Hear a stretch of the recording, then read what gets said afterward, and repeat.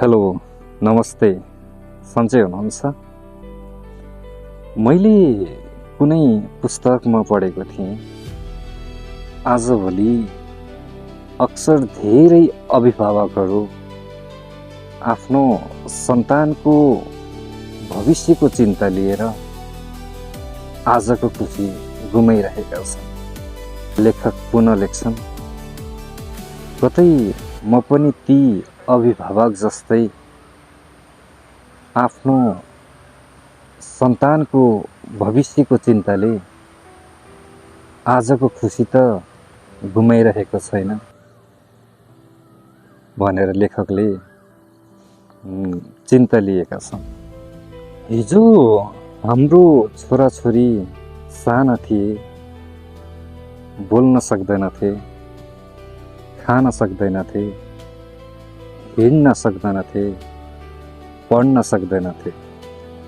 तर आज उनीहरू हुर्कदै गएका छन्, बोल्न सक्छन्, हिँड्न सक्छन्, आफै खान सक्छन्, पढ्न सक्छन्। Isn't this also happiness? के यो खुसी होइन र? तर हामी यो खुसीमा किन खुसी हुन सकिरहेका छैनौँ त? हामी सधैँ भोलि के होला भनेर डराइरहेका हुन्छौँ, चिन्ता लिन्छौँ। तर कहिले सोच्छौँ त आज पनि त खुसी छ, आज पनि त प्रगति भइरहेको छ, आजको प्रगति पनि त ठुलै सफलता हो भनेर किन आज हामी आजको दिनमा किन हामी खुसी हुन सकिरहेका छैनौँ त? किन हामी सधैँ भविष्यको चिन्ताले आजको खुसी गुमाइरहेका छौँ त? अतः भविष्यको चिन्ताले आजको खुसी बिर्सनु हुँदैन। भविष्यमा के हुन्छ कसैले देखेको हुँदैन। त्यसैले हरेक दिन हरेक पल खुसीका साथ जीवनलाई इन्जोय गर्दै बाँच्न सिक्नु पर्दछ।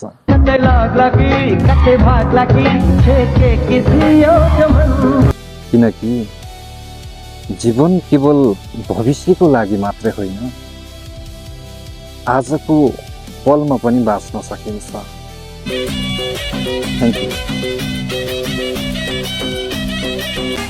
यो साइनो मायाको छुट्दैन कहिले,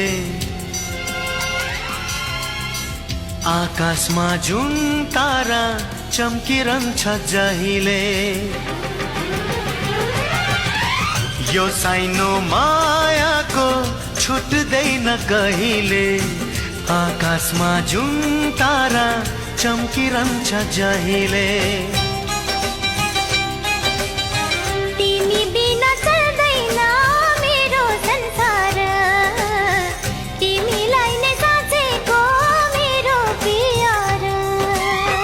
यो साइनो मायाको छुट्दैन कहिले, आकाशमा जुन तारा चम्किरहन्छ जहिले।